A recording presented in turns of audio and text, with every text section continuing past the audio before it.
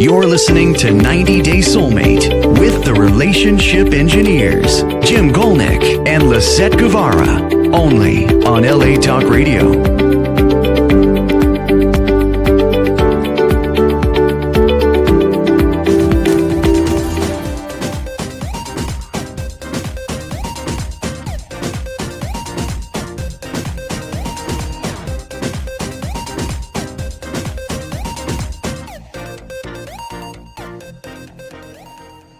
Welcome to 90 Day Soulmate with Lisett and Jim.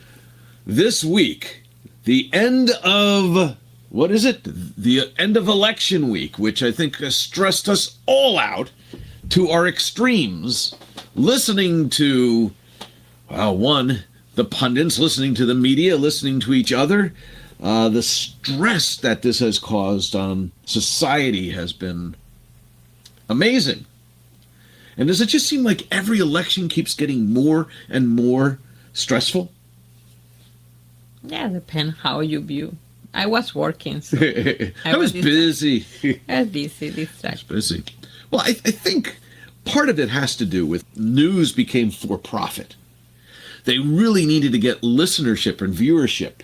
And so the more you could emotionally manipulate the public to watch your show, by taking an emotional stance to drive people to say, I want to watch what you have to show. If you were unbiased, really unbiased in the news, and not promoting some emotional piece of it, some connection that affects the human person emotionally, how do you get people to say, tune in to 11 to watch our news? You have to have like a hook. A marketing hook, what do they call it? A call to action. So in advertising, they have something where you want to get somebody's attention. You want to keep their interest. You want to build desire, and then at the end have action, which is a call to action. It's the AIDA principle. It's like AIDA: attention, interest, desire, action. And you've heard news, action news, right? So we want people to be watching the news. What does this have to do with it all? Well, it has to do with that in order to get people to do something, you need to create some kind of desire. And that desire is usually emotional. And that emotional desire is at the root trying to utilize the human psyche, our innate emotions, to drive us to do something. Whether it's marketing some kind of perfume, to get us to buy a perfume or a cologne, shave our face nicely to be attractive to our spouse, or if we're single, to attract somebody that we're interested in, right? We use marketing. Marketing sells things to promote self-esteem, to promote self-promotion. Yeah. For what? For sex, for relationship, for prestige. That's the political part. This is because politics has to utilize those same things that marketing uses. They will threaten your survival. They will push your own self-interests in order to get you to follow their candidate. You may think, I'm thinking logically, I'm thinking what's best for everybody, but what it really comes down to is even when you're thinking of what's best for everybody, you're thinking of survival, right? So this is the name of our show, which is called Survival Politics, threatening our existence for the future of the world. So in this little cartoon that we have here, politician is saying, I like apples. And because of that, one of the reporters is saying, anti-doctor, because, an apple a day keeps the doctor away. So the message that the politician's really delivering is not that they like apples, but they're anti-doctor. Or the other one, this guy must hate meat if he's pro-apple. It's interpretation. Mm-hmm. But why the interpretation? Because, I really know what they mean to say, and they're like an investigative journalist. Or if they use this approach, they can get somebody to watch their show on why this politician hates meat by saying, I love apples. Yeah, it's marketing promotion. Because if it just said, oh, the politician said, I like apples, and then the reporter said, he said or she said, they like apples, there's no, it's just reporting the news. Yeah. What's the news? Just the facts, man. Or just the facts, ma'am. Yeah. Do people want to know just the facts? Or do they want to know something that's juicy? Do they want a juicy apple? Or do they want a steak that's sizzling, that has this aroma of freshly barbecued or grilled with a nice barbecue sauce on top, or maybe some mushrooms sauteed in butter? They don't just want a hamburger, Yeah, right? it's seduction. It's seducing. Seduction by threat, seduction by sex, seduction by end of the world, right? It's if we don't do that, we don't get people motivated to move, to vote for us, or to watch your show. Mm-hmm. And whether this is social media, the influencer who has to be outspoken, because if they're boring, no one will watch. If they are even in the road, if they try to be even-handed, no one cares. Yeah. You know? And I think we've talked about this too, is that sometimes influencers, people who post on Instagram, will hire people to be really negative and to actually start arguments on their feed. To do traffic in the algorithm. Yeah. You got to pay the toll if you hire a troll. That's what they say. Sounds like Beretta, for any of you who remember Beretta. You remember Beretta? You don't remember Beretta. Let's continue on with this. All right, so this is the theme of today's show. Survival politics, how threats shape our beliefs and reactions. That the misinformation from media, social media, trolls, and politicians, this biased narrative, algorithms that only put in front of us certain things and in front of someone else other things, manipulative tactics will heighten our perceived threats, fueling emotional reactivity and survival instincts. This is a psychological theory. Exploitation of emotional and cognitive biases that politicians and media will want to exploit the emotional and cognitive biases of humans. Fear-driven messaging exploits biases, entrenching polarized beliefs, in-group loyalty, and deepening divisions. Psychological breakdown in irrationality results. So all this misinformation, the escalating misinformation, triggers anxiety, distrust, irrational behaviors, eroding social cohesion and individual mental health. I think we've never seen more people post more social media more often than over the last number of years. And the more that's posted, the more extreme views we get on all sides. But it also causes this thing called like in-group bias, that you want to be part of a group. And you feel this affinity to the group. So you have to feel belong to something. Right. So you create a group and then, somebody talking said to me, so I belong with this group. And you don't want to be in a group of engineers, but they're just all logical. So you want to be in a group of Some rock engineer is stars. not logical like you. What are you talking about? In any case, what we're talking about is how all these things, it's like the perfect storm? The perfect storm where the boat is hit by this 100-foot wave that's created by all these other things that are going on at once. It's almost like we're in that environment now. We have politics that have pushed the extremes in rhetoric. We have media that needs to exploit emotions in order to get viewership. We have social media people who, the more dramatic they can be, the more crazy they can be, the more outlandish they can be, the more viewers they get. Maybe we should do that. What do you think? What? Be more outlandish, more crazy. We are doing this we're show. trying. This is the show. So The show. This is the show. we're reacting. Show, yeah. Is it? Yeah. Ah! The point being is that we're pushing society to act and react more intensely based upon what may be a lot of misinformation. And it may be that people are thinking they're telling the truth, or they're telling the truth from their point of view. But by definition, your point of view is a point. It's not the whole spectrum of view. If you could understand everything all at once, which none of us can, your viewpoint would be completely different. How can two people have completely opposing views of something and both of them think that they're correct? That is normal in all society, by the way. It is. It is normal. So let's look at our introduction here. Political beliefs influence individual identities and social norms. Again, misinformation elicits emotional and cognitive biases. Evolutionary roots shape belief persistence and reactions.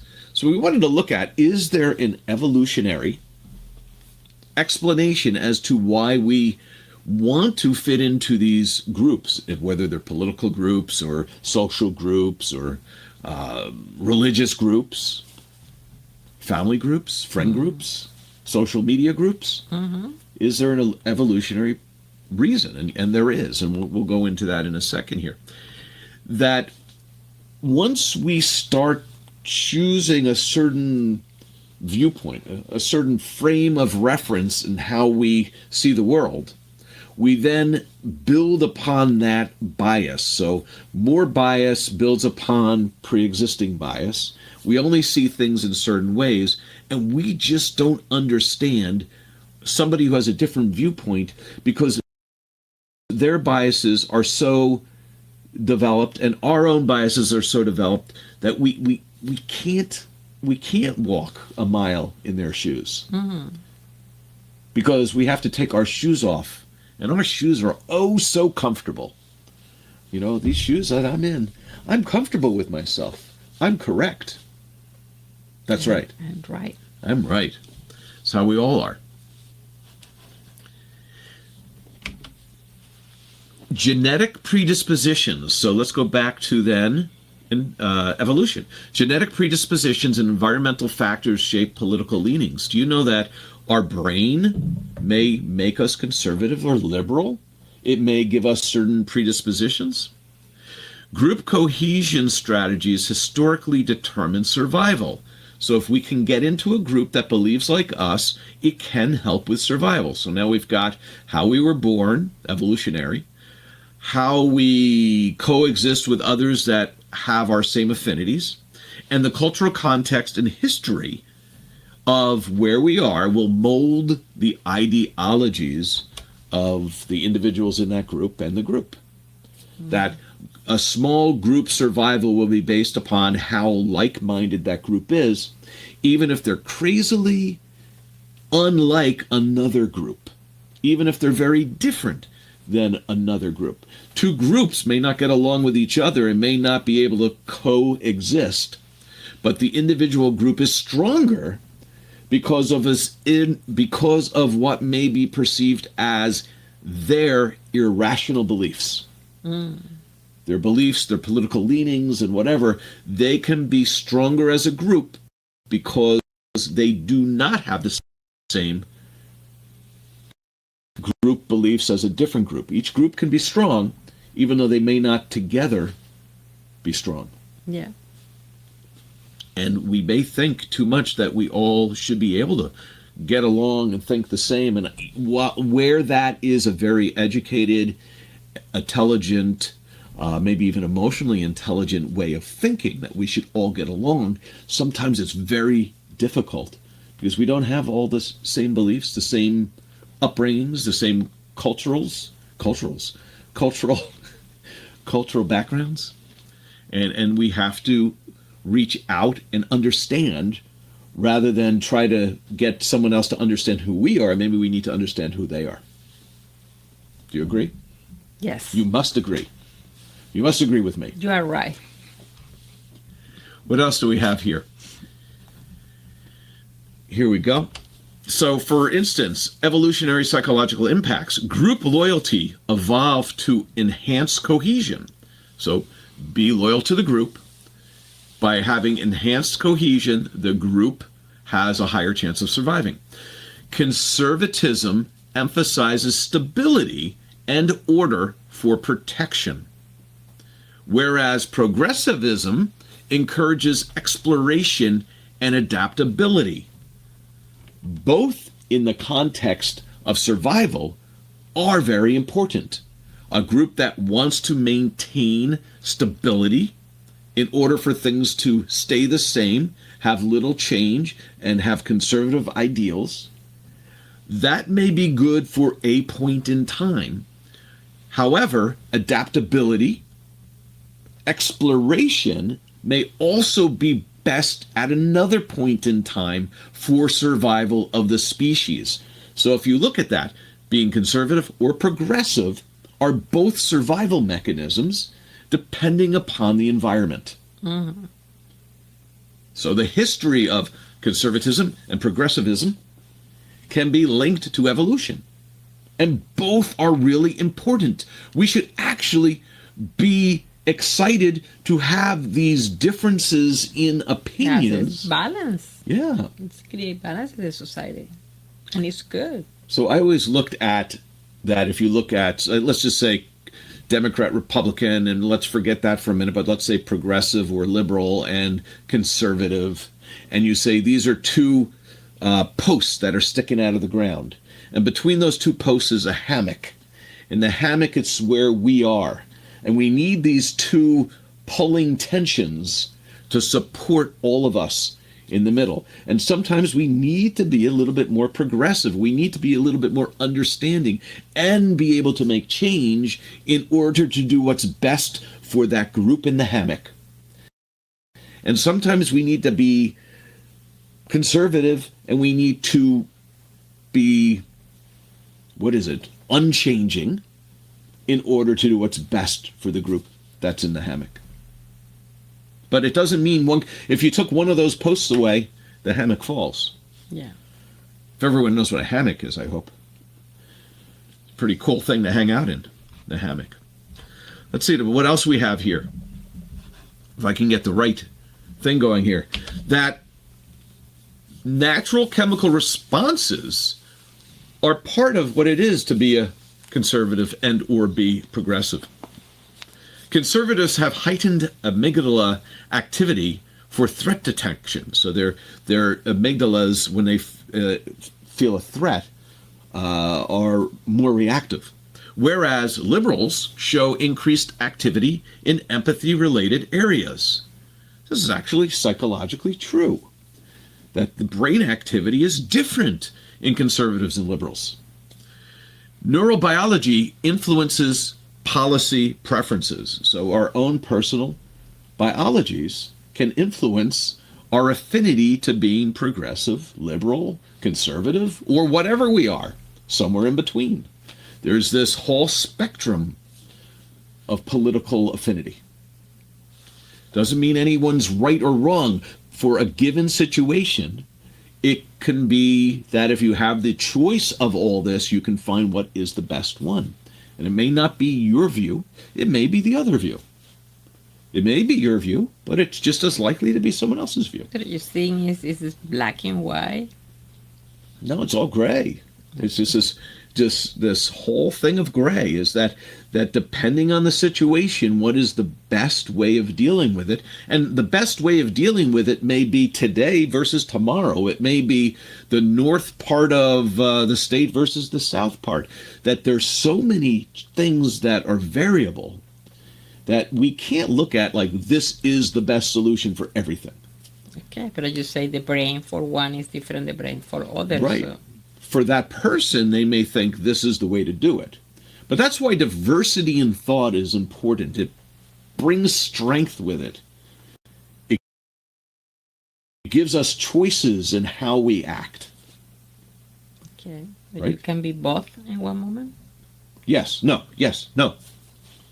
I think you can be both. You can, I guess that's one of the things, is that if you actually take time to study, learn, and understand the different policies, the different ways that people act, and if you can truly look at something from all standpoints, then I think you can be. But I think we have predispositions, we have our own biases, and we may not have the time, the energy, the capacity to spend that much time researching. So we, instead of thinking, we react.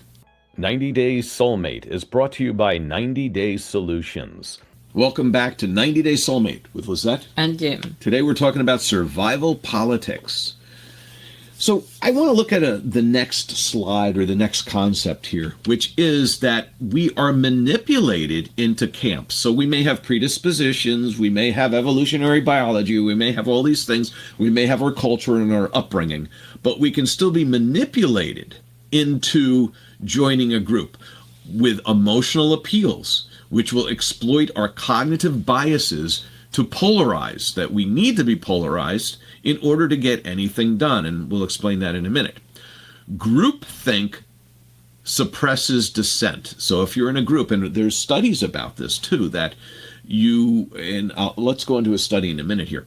Media reinforces ideological divides through targeted framing. So they'll frame things, they'll actually divide people.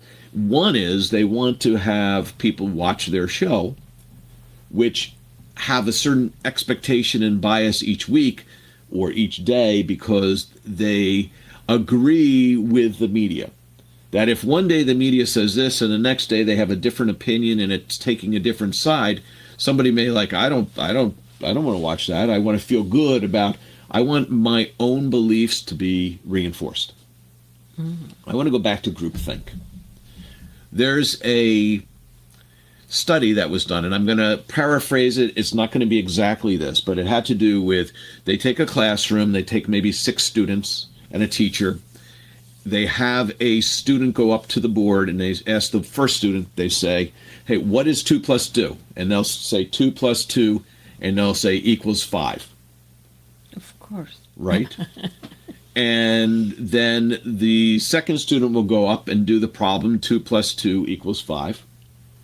And they'll do that third. And so all these students, except for one, is part of the setting where they're setting up this last student, the 6th student, to come up.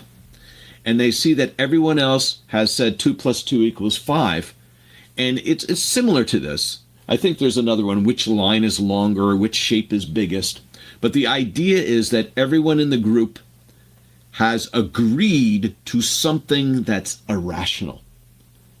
And then the 6th student, the one who is actually the one they're doing the test on, looks at it and they decide that 2 plus 2 also equals 5. Or the line that's the smallest that everyone else said was the biggest, that's the biggest line. That once you get group dynamics going, some people feel it's more important to be part of the group than it is to really believe what the group is saying. But over time, because the group attachment is so strong, they start to believe in the rhetoric. Yeah. So those are real studies that are out there, and this is true. We talk about this true in small, simple things like this math thing, but this is true in, if you want to talk about politics, you want to talk about religion, you want to talk about just generally what your friends feel about the football team in your area, whatever it is. Mm-hmm. That if you want to hang out with your friends and talk about the Eagles playing football, and they all are Eagles fans and you're not, guess what? You'll be an Eagles fan pretty soon if you want to stay in the group. Yeah, the burger is pretty good. Yes, an Eagle. Eagle, go Eagles. Who are they? Great baseball team. Yeah. Love all their music. Love their music. So going back to being genetically wired, genetic, wired, and learned influences. Are they genetic? Are they wired? Are they learned? Genetics interact with life experiences to mold beliefs. So even though we may have some predispositions based upon our chemistries, our brain, and all that, that the life experiences we have can mold those beliefs. Cultural norms shape responses to societal issues. So we can see in our culture, in our social network, what the reaction is of our friends, and we may conform and confirm to what they are doing. And then nature and nurture interplay in belief development. So we may again have a certain structure that tends for us to think a certain way, and depending on how we're raised and who we're raised with and our friends and our culture, our environment, and what has happened, we may change that kind of stuff. I was going to go into this, and here it is. Next slide. Trauma and our belief transformation. We can change our beliefs over time, and sometimes suddenly, with trauma, it can reinforce or shift ideologies immediately. Coping mechanisms to some high stress can change our beliefs. So if we have some kind of political response to stress based upon a coping mechanism, and then life-altering events reshape identity and beliefs. And I've seen people switch parties, like they'll be a lifelong Democrat or a lifelong Republican or an independent or something, and something happens in their life and their eyes are opened, or, you know what, I was this way until, and then all of a sudden they become the opposite political party.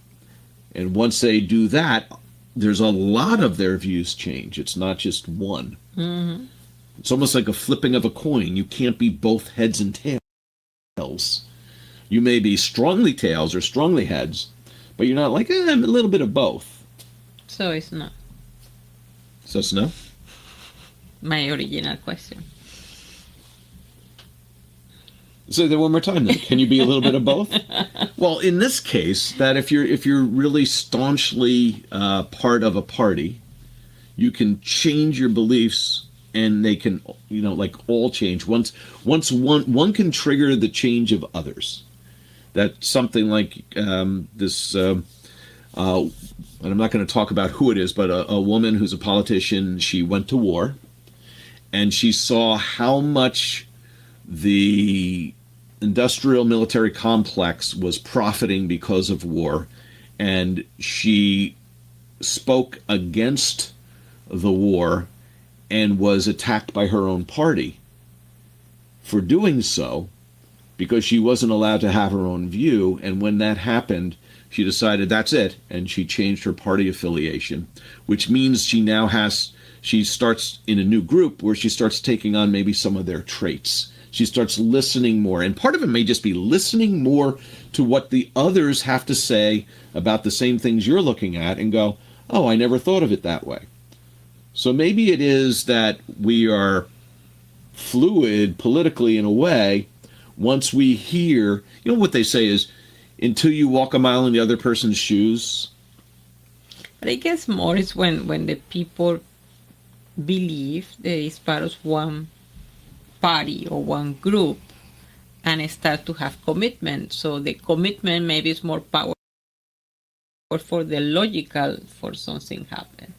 Commitment to the group, yeah. Yeah. So you see something, but you are part of the group. It's like the group of a medical, it has some mistake and they cover it up. And they cover up because I be part of this. So it's this human also behavior. More important to be part of the group for the group survival. Group survival more important than being right. Yeah. Not right, but that their own view. Oh, okay. So your own view takes second to getting along. Yeah. I don't agree, but I'm gonna go along. We're gonna go in the car and go with everyone, even though I don't agree, because I be quiet. I want to be part of the group. Wow. So political ideologies are linked to basic survival instincts. Maslow's hierarchy shapes ideological focus on security versus self-actualization. And this is the interesting thing. I looked at this because I thought that maybe there's a difference between those who are at the lower end of Maslow's scale compared to the higher end, and that if you're in the view of survival, that you look at policies that aid in your survival. And that might be one set of political beliefs that fit with that. But if you're higher along the scale of Maslow's hierarchy of human needs, and you're into the self-actualization phase, you may look at policies that allow you to self-actualize the way you think you need to self-actualize. And you can progress and transform your views based upon that. So a lot of politics based upon your individual preferences, not what is right for everyone, but I think we're all kind of selfish. What's right for us based upon our own needs. Mm-hmm. Think that's right? Yeah. Makes sense. And then also last one, which we didn't talk about, but socioeconomic status impacts policy preference. If I'm in a tax bracket, that this is going to affect me. If where I live is impacted, not in my backyard. You've heard about those. Like, I'm for nuclear power, but they're going to build one right back here. No, I'm not for nuclear power. So yeah, but your own convenience. There's all these, yes, convenience, right? So we are for things that may make sense until maybe they impact us in a way we don't want them to impact us. So even though they might be better for all of society. We have error, and I'll go through some of these quickly now. Errors in thinking, false consensus. We assume others share our beliefs, which is not true. This may create a barrier to empathy and understanding when we believe that there's false agreement with what we're thinking, that we stop listening and understanding other people when they don't actually agree with us. And we can deepen our polarization through selective perception, where we think everyone should be thinking like us. Then we perceive things one way, and it deepens the divide with someone else who doesn't think the way that we think. And I think this got something that I'm going to move on from this one. There was another one we talked about correctness, where we believe we're correct. It almost is very similar to that. But this is one. Cognitive dissonance. When we have mental discomfort which arises from conflicting beliefs. So it often is resolved by rejecting challenging ideas. And it also limits the tolerance for complex views. So if something disagrees with how we feel other things are, we may just reject it. That it's not even possible, not even plausible as being negotiate. Yeah, I'm not even going to talk to you about it. No compromise. You're not going to listen to me. I'm not going to listen to you. That's it. So when something makes us feel bad, we may not even consider it. We may just ignore it in order for us to feel good. That media, we'll talk about media, random influences on beliefs, media exposure shapes perceptives unpredictably. Social circles impact political orientation. Random life events can change beliefs. The point is that sometimes when we think, or somebody thinks by exposing us to some news item is going to make us think one way, it may do the opposite. We've seen where the media will maybe attack a politician, male, female, whatever, and then instead of them getting a reaction where people go, yes, they're bad, like because they did something bad, they'll get more defensive and more protective because you're attacking my candidate. You're attacking my party. So I'm going to get more strongly supportive of my group. Right? So it's like the football team that the other team or the media is attacking your quarterback and for being a bad quarterback, and you like the quarterback, and then you become a stronger fan of that team because others are attacking your team. And then you talk amongst your group about how unfair that attack was, rather than considering it to be true. That's all I'll say for that. Need for association. Social identity theory drives group membership. Belonging to a group reinforces shared norms and ideologies. And political affiliation fulfills social needs. And this may be a recurring thing, is that maybe it's every 4 years, every 2 years, that maybe our political affiliation does really nothing for us, but then every couple of years when there's a big election coming up, we have to get into a camp, and then we have an affiliation, and we socialize with, quote, like-minded people. And then we can't believe that other party, because how could they be so silly to believe that? And they're saying the same thing to their friends. How are they so silly that they believe that? What can I say? And then it turns out to be all Russian trolls that are controlling all the narrative. No, the point is sometimes people destroy relationship, family relationship, friend relationship with something that you don't have control. So true. So why you cannot change the planet? So why you destroy your relationship with people because have different views? So that's my point. And I guess the other piece is something that is almost just such a little theme, or such a little, like that something that affects very few people is made the biggest point. And I'll just say that I'm going to say, for instance, thing here. So in the United States, we have an aging population. There's actually a big gap of the population missing from the United States. There's this whole group that's getting close to retirement age, and then there's a little bubble later. But there's not this big population following these older, from an age standpoint. So having immigration to kind of fill in the population where we're missing would be good in order to support those people that are moving close to retirement age.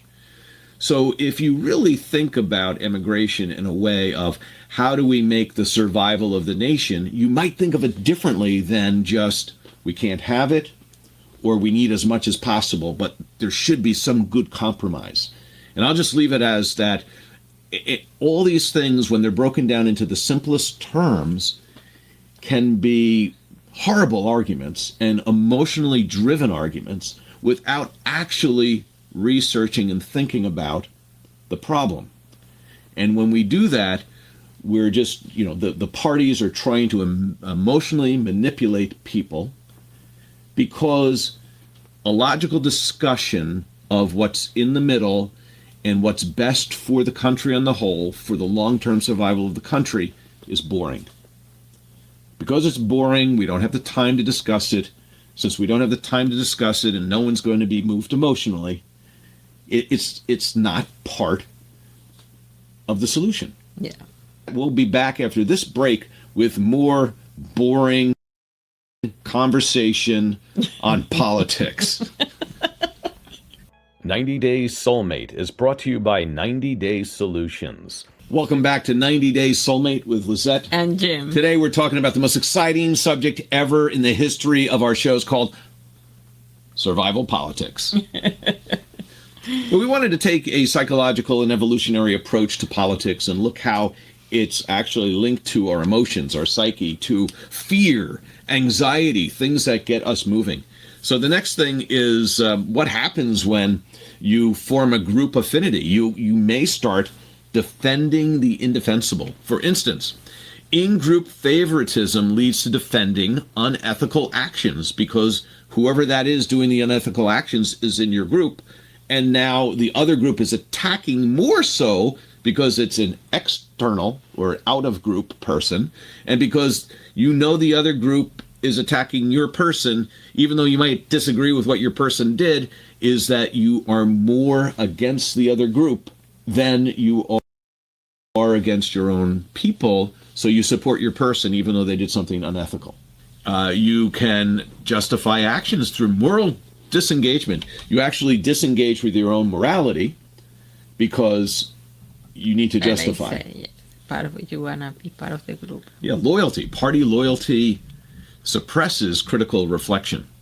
What else do we have here? Fallacy of uniform thinking. We talked about that before, where we sometimes believe everyone should think the same way, and when someone doesn't think our way, we think, there's something wrong with them, rather than we think different from they do, from how they think, and so maybe there's something wrong with us. We don't want to think that. Limit cross-cultural empathy and understanding. So we don't tend to think about that other culture, that other person, that other group, and why they think the way they think. We just think that they should be thinking like we do.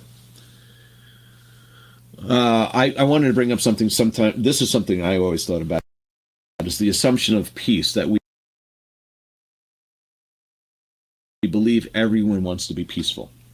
And even though the general population of most countries probably want to be peaceful, there are leaders within those countries who the goal is for that country to survive. They need to control their populations, and they have to be aggressive.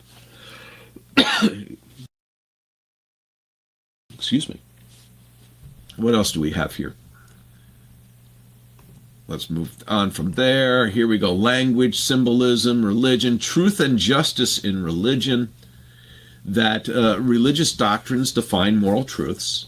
They influence political and social governance and guide actions on social justice issues. So the religion of people impact how they view their political opinions, where they fall. Social proof and indoctrination. Media influences beliefs through selective narratives, depending on the type of media and what they're saying, what's their goal. Personalized algorithms reinforce existing perspectives, and social proof drives group conformity. Let's go back to personalized algorithms. Once you start down the rabbit hole of YouTube, of Instagram, of whatever, based upon what you look at, you start being fed things that are similar, like, oh, if you were interested in this, then you would be interested in this. Yeah. And then you start getting all this media that has the same point. Yeah. And you think, oh, look at all this various media that agrees with me. But someone else is getting an extremely different feed that reinforces their own beliefs. So algorithms are actually creating further division by not providing an equal platform for different viewpoints. Yeah. That makes sense? Educational influence. So from early on in our lives, our teachers, our schools, what their focus is, who they are, will influence us as a society. And then some of the patriotic rituals foster social cohesion. So I remember as a child learning the Pledge of Allegiance, learning songs about America the Beautiful, that you learn certain things that create a cohesiveness to society. Yeah. And some of these things that people say, oh, we need individualism, so we can't have those things. And it's like, well, you have to decide, is it good to have a certain amount of cohesion? And what should that be around? And that's when we start getting into arguments, because we all have differences of opinions of what we should teach our children. So don't teach them anything. Let them become 18 and let them decide what they want to learn. Up till 18, just let them play. Play in the backyard. What do you think? No opinion. Give them iPhones at the age of 3 and just let them, go on the internet. Learn for themselves. No,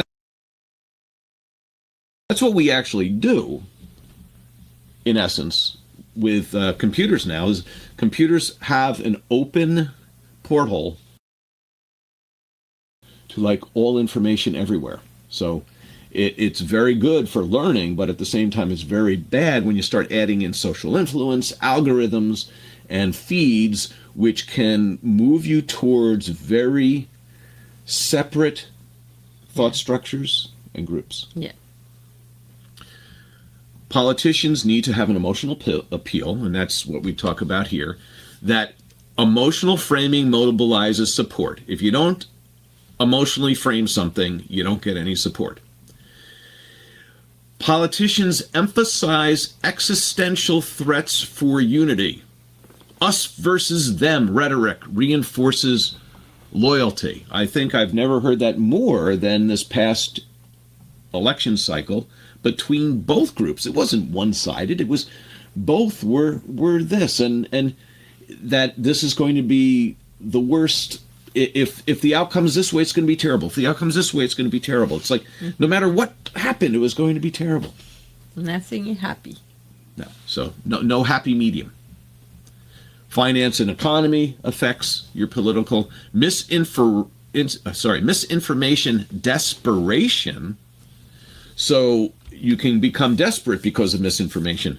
Misinformation fosters public anxiety and fear. It drives extreme reactions and social distrust. It undermines society's stability and mental health. I don't think I've ever seen as many emotional reactions to an election than I saw this year. This year, yes, me too. Again, we haven't had social media in the abundance that we've ever had like now. We haven't had individuals that have grown up in the social media society who have decided to post all of their emotional outbursts on social media, as well as know the amount of views they get is based upon how emotional they can be in media. So people do wild and crazy things in the media, whether that is wild and crazy in promoting fear and hatred, or wild and crazy in how they react to it. We've never seen that much. And then the media, again, really attacking each other, and the politicians attacking each other. It's spray the emotion for everybody. By the way, I'm only talking about the U.S. I'm sure this doesn't happen in any other country. When we have energy, maybe. So, how about coping? Coping with misinformation. Emotional distress arises from conflicting narratives. Trust in institutions erodes. It erodes under misinformation. And we now have heightened public skepticism and irrationality based upon losing trust for everything. That, right, if somebody's not emotional, we don't listen to them. And meaning if somebody is just hear the facts, well, I want to tune to somebody who agrees with me, not hear the facts.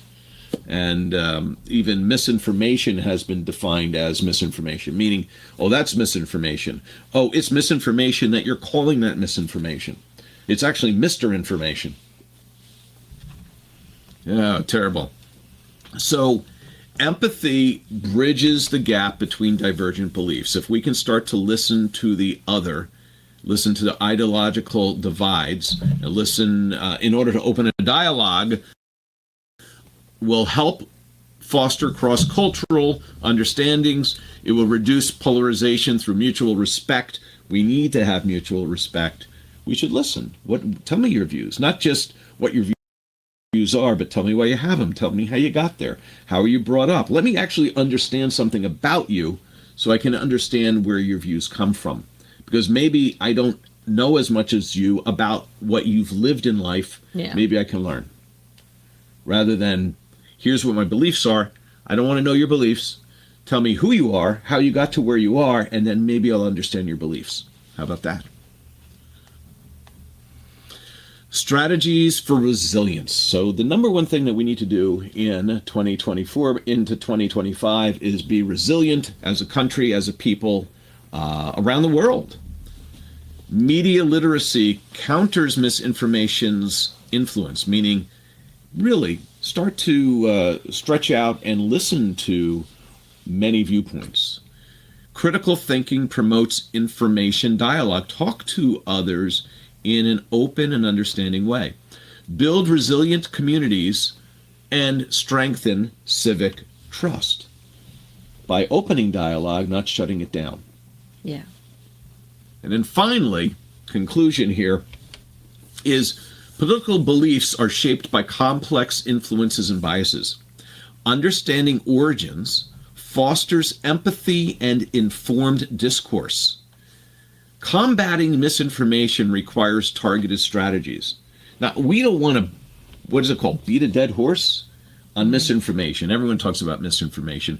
What we like to think, or what I like to think, is that almost all information is misinformation because it's missing a lot of the information. It is only a little bit of it. The more information you can get, maybe we should look for more information rather than misinformation.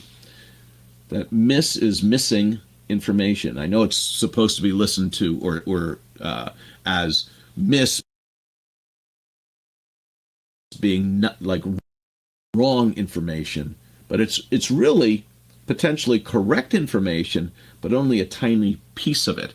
And what I go back to is, if I can get back to this here, is this slide where a politician will say, I like apples, and then what misinformation would be is obviously anti-doctor or hates meat because they like apples.